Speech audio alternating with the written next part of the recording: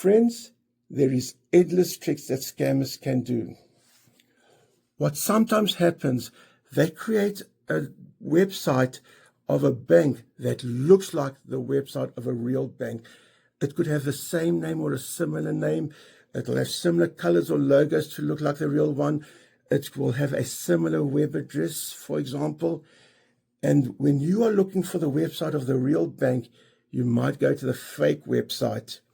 And when you call the number on the fake website, it takes you to a scammer pretending to work with a real bank.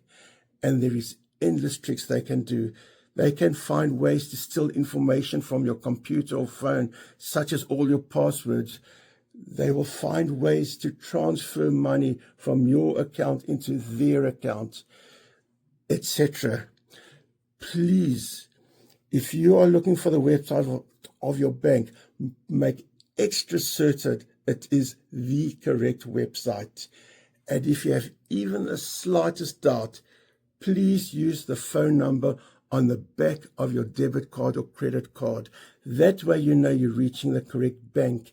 Even if it's not the correct department, they will send you to the correct number or direct you to the correct department. So please be careful, my friends. Thank you.